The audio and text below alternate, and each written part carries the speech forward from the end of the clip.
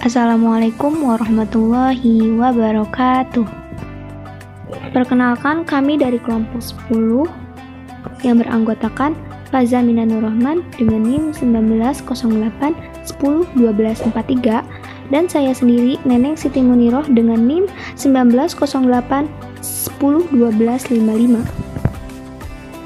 Kami di sini akan memaparkan materi mengenai bijaksana, dermawan, tawadu, dan izatun nafs atau harga diri dalam mata kuliah kajian Kitab Kuning Akhlak. Bismillahirrahmanirrahim. Perkenalkan, nama saya Faza Minanur Rahman dengan NIM 1908101243.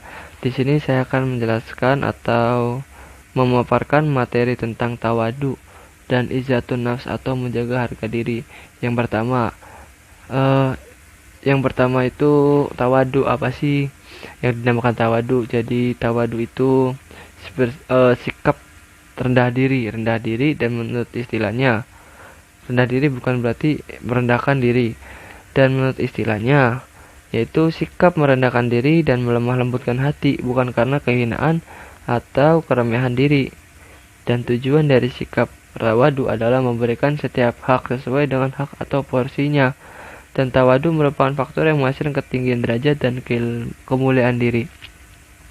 Yang pertama mungkin yang bakal kita bahas dari ini, jadi apa sih jadikan sikap? Tujuannya memberikan setiap hak sesuai dengan hak atau porsinya. Memberikan setiap hak sesuai hak dan porsinya. Jadi kita ibaratkan seseorang kaya dan orang yang menengah ke bawah. Untuk memberikan hak sesuai hak dan porsinya, kita harus memberikan hak kita dulu, menyesuaikan hak, lalu memberikan porsi. Ketika kita orang kaya menghadapi orang miskin dan si orang kaya sikapnya gimana? Siapa lawan bicara kita? Ketika emang benar-benar lawan bicara kita menengah ke bawah, hak kita beri, lalu menyesuaikan haknya. Kita menjadikan diri sebagai bukan orang yang kaya dengan melepaskan kekayaan kita demi apa? Demi bisa menyatu dan bisa bersosialisasi bareng dengan orang-orang mereka. Nah, dari situ juga kita bisa mendapatkan kemuliaan. Jadi mendapatkan ketinggian derajat ya. Kalau seperti yang di makalah disebutkan ketinggian derajat. Kok bisa mendapatkan ketinggian derajat dari mana? Ya, karena di situ ada sikap yang namanya menghargai dan menghormati, sikap sopan dan santun terhadap manusia. Nah, mungkin juga di sini bisa salah satu tawadu ini gimana sih caranya memanusiakan manusia? Mungkin bisa masuk jadi untuk pengimplementasiannya. Oke, kok bisa jadi menjadikan kemuliaan? Karena pasti si orang miskin ini berpikir dia rela melepaskan kekayaannya demi untuk bisa bersosialisasi atau berkomunikasi langsung dengan kita. Kok mereka mau? Karena stereotip atau pikiran yang terkonstruksi itu sudah terjadi, yang ketika kalangan elit dengan elit dan miskin dengan miskin, orang yang kaya dengan kaya, yang miskin dengan yang miskin. Jadi mungkin itu cara sikap dan sopan santunnya untuk menghargai dan menghormati orang yang di bawah kita. Pun sama ketika orang pintar dan orang bodoh misalkan. Ya sebenarnya pintar dan bodoh itu ya mungkin ya kalau menurut saya nggak ada juga ya. Karena adanya kata pintar karena sifat melebih-lebihkan dan mengurang-urangi dari sikap manusia mungkin ya. Padahal kata pintar dan bodoh itu sama sekali nggak ada. Kalau kita lihat dari tahapan-tahapannya, kita hanya berbeda tahap. Orang pintar dan orang bodoh. Tahapannya hanya satu, paham dan tidak paham, ngerti dan tidak ngerti, tahu dan tidak tahu. Hanya satu tahap. Mereka tak paham di bidang ini dan dia tidak paham di bidang itu. Mereka paham dengan mata kuliah ini dan dia tidak paham dengan mata kuliah itu. Hanya berbeda itu doang. Jadi ya karena sifat melebihkan, dia karena terlalu paham di bidang ini dia dianggap pintar, dia karena tidak paham banget di bidang ini padahal ini dasar-dasar dia dianggap bodoh. Nah mungkin itu. Jadi untuk menyikapi orang-orang yang bodoh juga, untuk orang-orang yang pintar misalkan orang yang cerdas dan orang yang lama dengan pikirnya, ya kita menghargai, mendengarkan, bukan lantas kita acuh tak acuh ya bodoh amat. eh untuk orang, ketika orang bodoh ini berkata begini begini begini, ya bukan orang bodoh ya kurang paham. Saya sebutkan tadi nggak ada yang namanya pintar dan bodoh. Orang yang kurang paham ya diberi pemahaman, jangan lantas terus-terusan nanti nggak tahu ya jadi malah akhirnya menghakimi ya kan, bukan menasehati, malah menilai dan menghakimi. Iya, jadi mungkin lanjut ke apa sih contoh. Oh iya, dari ayat di sini saya nukil dari ayat apa ya, ya yang bunyinya wala tusu'ar khaddaka linnasi wala tamshi fil ardi maruhan innallaha la yuhibbul kulla muhtalin fakhur. Dan janganlah, artinya, dan janganlah kamu memalingkan mukamu dari manusia karena sombong, dan janganlah kamu berjalan di muka bumi ini dengan angkuh. Sungguhnya Allah tidak suka menyukai orang-orang yang sombong lagi membanggakan diri. Ya wajar saja, bukan hanya Allah kok yang tidak suka, manusia pun sama. Siapa sih yang suka dengan orang sombong? Siapa sih yang suka dengan orang yang angkuh ketika berjalan, merasa paling bisa, merasa paling benar? Dan pastinya masing-masing manusia juga pasti punya yang namanya kebenaran sendiri-sendiri. Makanya dari sikap tawadu ini jangan merasa paling benar dan jangan menuding orang itu salah. Tadi manusia mempunyai kebenaran sendiri yang harus mana kita untuk tengah-tengahi. Nah, makanya hadirlah musyawarah, diskusi. Nah, sikapnya itu bukan untuk merasa paling benar dan bukan untuk menyalahi pendapat orang lain yang dianggap emang benar-benar salah. Nah, semua pemikiran, semua keyakinan itu lahir dari lingkungan. Iya. Jadi ya karena lingkungan berbeda-beda, wajar saja keyakinan juga dan pemahaman juga berbeda-beda. Makanya dari situ kan, karena berbeda-beda lingkungan, kita diskusi, kita musyawarah, tengah-tengahi, ini jalan lurusnya, jalan tengahnya, damai, tidak ada pertikaian, tidak ada rasa sakit hati karena dituding ini itu tentang bodohnya diri misalkan. Nah, mungkin itu aja. Apa sih contoh tawadu? Lanjut ya. Ya, tadi banyak contoh tawadu. Jadi banyak lah.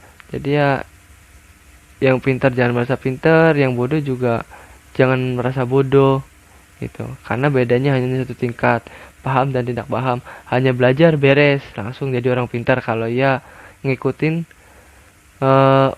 kelebihan-kelebihan perkataan manusia dan kekurangan-kekurangan sering mengurangi yang dilempar oleh manusia. Ya hanya beda satu tingkat. Paham kok, kalau nggak paham belajar, kalau nggak tahu baca. Nah gitu aja, mungkin bedanya satu tingkat, gak ada hebatnya kok orang. Ya udah gitu aja sih ya. Mungkin jadi apa sih, dan dari Imam Syafi'i pun berkata, jadi petua Imam Syafi'i, sifat tawadu akan melahirkan cinta dan kasih. Ya wajar saja. Dan masuk ke fakta lapangan juga. Kok bisa orang tawadu bisa menimbulkan cinta dan kasih? Bisa karena tadi ya contoh-contoh yang saya berikan. Tidak ada merasa paling tinggi, merasa paling wow, merasa paling ini itu sehingga ya lagi-lagi meninggikan diri. Nah, ketika diri emang benar-benar ada di posisi atas dan menghadapi orang bawah, ya dengan turunnya tangga, kita sama rata, dan itu kan pasti akan terjalin komunikasi yang baik, silaturahim dan ikatan yang pasti gitu. Dan pastinya menimbulkan cinta kasih sayang gitu terhadap terhadap manusia.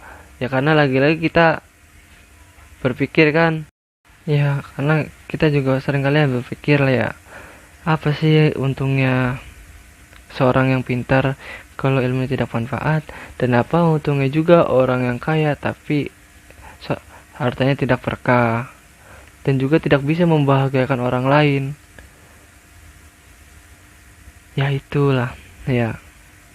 Jadi ya intinya mungkin segitu aja ya. Oke, langsung saja ke izatun nafs, menjaga harga diri. Ya, artinya itu. Jadi banyak sekali ya masalah-masalah yang terjadi tentang harga diri ini, seperti pembulian, body shaming, hal-hal yang menjual diri, atau ya banyak lawan BO gitu ya, BO. Nah, iya, jadi apa gitu ya, kelakuan seperti itu ya mungkin bisa diperbaiki dengan 3 cara. Nah, sebelum itu kan, sebelum rusaknya, benar-benar rusak dari harga diri kita, kita bangun demi sedikit dengan 3 cara ini. Mungkin cepat lah ya, 3 langkah, yaitu yang pertama tazkiyatun nafs, yaitu mensucikan diri, baik itu jasmani, rohani, dan juga akhlak. Nah, tazkiyatun nafs juga diawali dengan taat kepada Allah dengan menjalankan semua perintahnya, menjauhi larangannya, kemudian mensucikan diri jasmani, rohani, dan juga akhlak dan sifat-sifat tercela. Sholat, apa isi dari sholat, resapi, hayati, implementasi, menimbulkan akhlak yang baik. Sedekah juga, ya sering-sering memberi, jadi timbul akhlak yang baik gitu ya. Ya mungkin itu sih. Jadi ya yang pertama sifat jasmani dan rohani kita isi, lalu implementasi. Iya.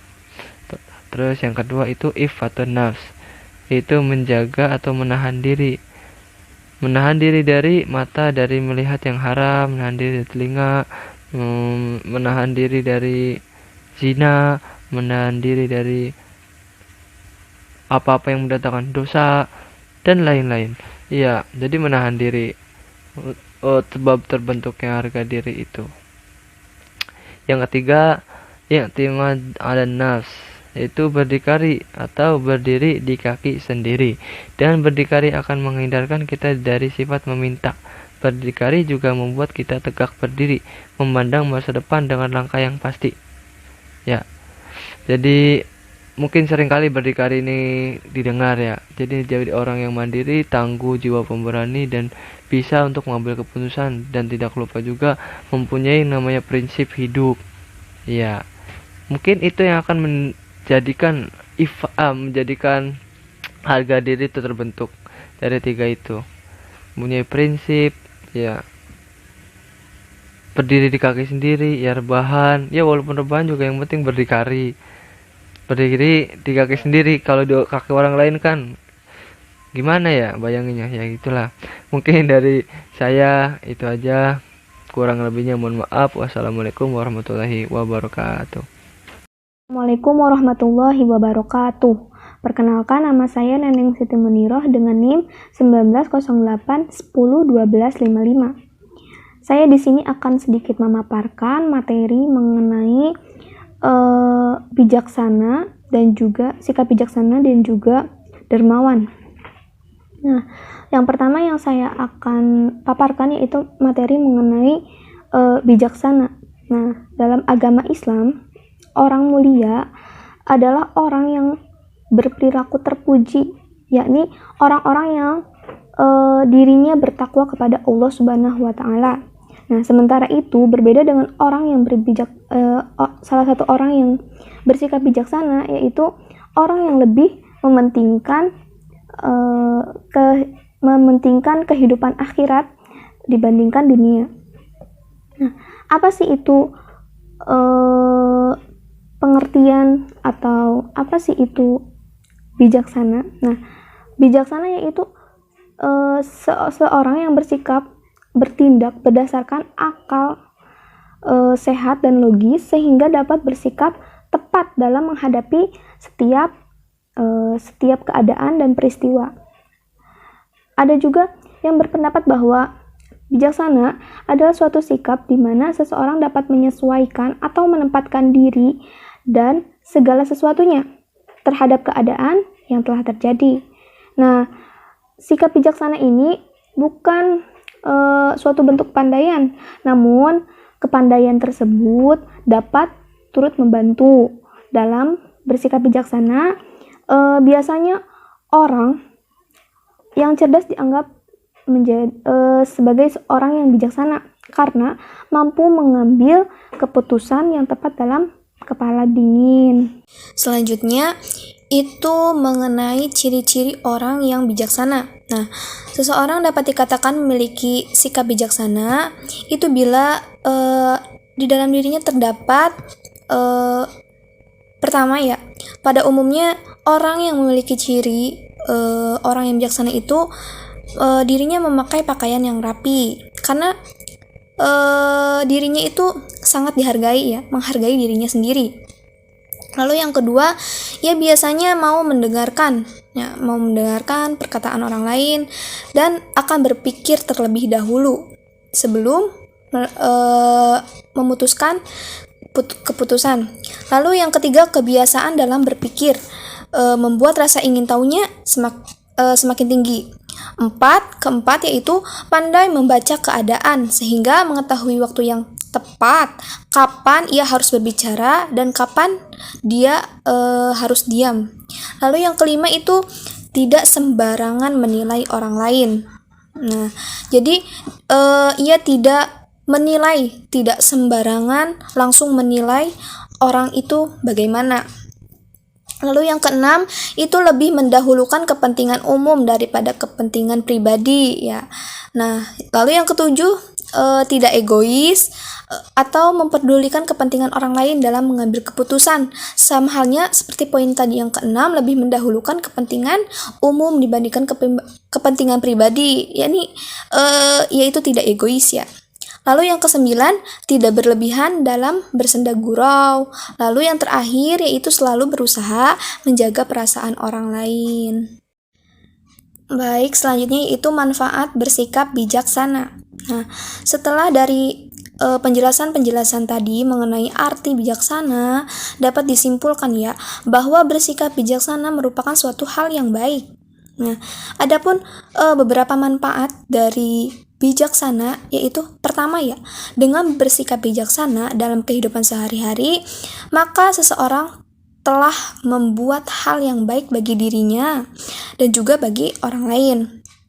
Lalu yang kedua yaitu dirinya terlihat lebih berwibawa sehingga akan dihormati banyak orang. Lalu yang ketiga tentunya akan lebih dipercaya orang ya. Lalu yang keempat lingkungan akan menjadi damai, sejahtera, yaitu karena tercapainya keseimbangan antara hak dan tanggung jawab. Lalu yang kelima, kebijaksanaan ini erat kaitannya dengan keadilan. Dengan bersikap bijaksana ini akan menciptakan keadilan di masyarakat. Lalu yang terakhir, manfaat dari sikap bijaksana itu adalah membantu mewujudkan terlaksananya nilai-nilai yang terkandung dalam Pancasila. Baik, selanjutnya yaitu ada dalil mengenai sikap bijaksana yang terdapat pada surat Al-Baqarah ayat 269. A'udzu billahi minasyaitonir rajim. Bismillahirrahmanirrahim. Yu'til hikmata man yasha wa man yu'tal hikmata faqad utiya khairan katsira wa ma yazakkaru illa ulul albab. Artinya Allah menganugerahkan al-hikmah atau kepahaman yang dalam tentang Al-Quran dan As-Sunnah kepada siapa yang dikehendakinya. Dan barang siapa yang dianugerahi hikmah, ia benar-benar telah dianugerahi karunia yang banyak. Dan hanya orang-orang yang berakal lah yang dapat mengambil pelajaran. Itulah beberapa penjelasan pemaparan materi mengenai bijaksana. Lalu selanjutnya akan saya paparkan juga materi mengenai dermawan. Nah, sifat dermawan itu adalah sifat yang harus ditanamkan dalam diri setiap muslim.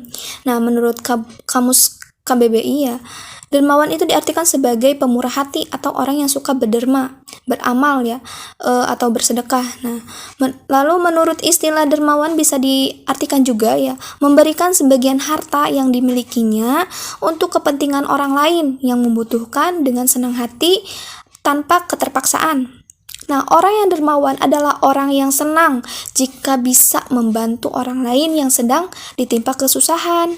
Nah, dengan memiliki sifat ya yang dermawan, maka hidupnya akan lebih bahagia karena dengan kedermawanannya maka akan melapangkan dadanya. Secara sosialnya, orang yang dermawan akan disenangi banyak orang sehingga orang-orang pun tidak enggan untuk bergaul dengannya. Nah, adapun kebalikan dari sifat dermawan itu adalah sifat tamak. Orang yang tamak itu tentu hidupnya selalu tidak tenang ya. Selanjutnya ada dalil mengenai sifat dermawan. Ada salah satu hadis. Bismillahirrahmanirrahim. Abi Hurairah radhiyallahu anhu qala Rasulullah sallallahu alaihi wasallam ma min yaumin yusbihu ibadu fihi illa malakani yang zilani fayaqulu ahadahuma Allahumma a'ti munfiqan khalafan wa yaqulul akharu Allahumma a'ti mumsikan talafan. Artinya ya, dari Abu Hurairah radhiyallahu anhu, beliau berkata ya, Rasulullah sallallahu alaihi wasallam bersabda, tidak ada suatu hari pun yang dilewati oleh hamba-hamba Allah pada setiap paginya melainkan dua malaikat turun. Lalu salah satu dari keduanya berdoa, ya Allah berikanlah kepada orang yang suka berinfak pengganti hartanya itu. Dan yang satu lagi berdoa, ya Allah berikanlah kepada orang yang suka menahan hartanya orang kikir itu kemusnahan. Hadis yang diriwayatkan oleh muttafaq alaih. Selanjutnya itu keutamaan dermawan ya. Nah, apa sih, seberapa pentingkah sifat dermawan ini ya? Seberapa harusnya kita mempunyai sifat dermawan ini? Nah, ini dia beberapa keutamaan dari sifat dermawan. Pertama, menyelamatkan seseorang dari kekufuran. Nah, sifat dermawan ini dapat menghindarkan seseorang itu dari kekufuran karena dengan sifat dermawan akan melatih seseorang untuk tidak kufur terhadap nikmat atau dapat dikatakan sombong dengan apa yang telah ia miliki. Nah, dengan sifat dermawan ini ia akan selalu berpikir dan bersyukur dengan apa yang ia miliki karena semua itu adalah pemberian dari Allah dan di dalam sebagian hartanya itu ada hak-hak orang lain yang harus diberikan juga. Lalu yang kedua itu akan diberikan kemudahan dari segala persoalan hidupnya yang dihadapi. Lalu ketiga itu membersihkan dan mensucikan dirinya, hatinya. Lalu juga dapat mencegah dari murkanya Allah, dapat menghapus dosa dan diselamatkan dari api neraka. Lalu dapat pahala yang berlipat ganda dan juga dalam hadis lain Rasulullah Shallallahu Alaihi Wasallam bersabda, harta tidak akan berkurang dengan disedekahkan. Lalu Imam Nawawi menjelaskan bahwa hadis ini mengandung dua pengertian. Pertama, sedekah itu diberkahi di dunia dan karenanya ia terhindar dari kemudorotan. Dan kedua, pahalanya tidak akan berkurang di akhirat, bahkan dilipat gandakan hingga kelipatan yang banyak. Nah, setelah kita ketahui keutamaan dari sifat dermawan ini, kita dapat tahu bahwa sifat dermawan ini sangat penting untuk kita miliki ya, untuk kita tanamkan di dalam diri kita. Lalu selanjutnya saya akan memaparkan karakteristik dari sifat dermawan. Yang pertama itu memberi tanpa mengharapkan imbalan. Nah, seseorang yang benar-benar dermawan tidak akan pernah mengharapkan sedikit pun imbalan setelah dia membantu orang lain. Entah itu dengan harta atau dengan hal-hal yang lain yang dibutuhkan oleh orang lain. Nah, orang tersebut akan memberikan bantuan dengan hati yang ikhlas, walaupun bantuan yang diberikan itu hanya sedikit ya. Lalu yang kedua, tidak mengharapkan pujian atau dikatakan ria ya, tidak butuh. Seseorang yang dermawan itu ketika menyumbang, mereka tidak perlu disebut-sebut jumlah sumbangannya berapa agar dipuji oleh orang lain, karena kebaikan yang telah ia lakukan itu kepada orang lain yang membutuhkan bantuan sudah hanya dilakukan dengan ikhlas. Bahkan jika ingin memberikan bantuan, seseorang yang dermawan akan memberikan bantuan apapun tanpa ada seseorang yang mengetahuinya. Ia hanya berkeyakinan bahwa apapun yang ia lakukan untuk membantu orang lain hanyalah mengharapkan ridho dari Allah.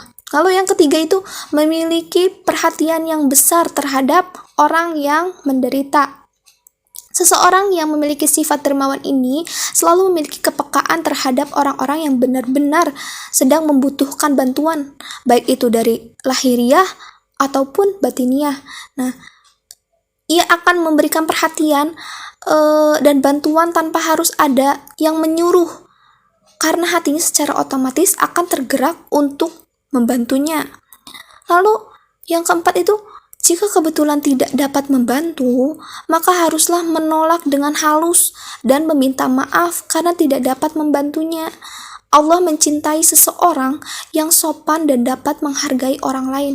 Ketika kita tidak dapat membantu orang lain, nah, maka kita dapat menolaknya dengan halus tanpa harus menyakiti hati orang yang meminta bantuan, sehingga orang tersebut dapat mengerti dan memahami mengapa kita tidak dapat memberikan bantuan tersebut. Lalu yang terakhir itu dengan meyakini bahwa harta yang kita miliki pada hakikatnya bukan milik kita, maka akan membuat kita ringan saat mengeluarkannya.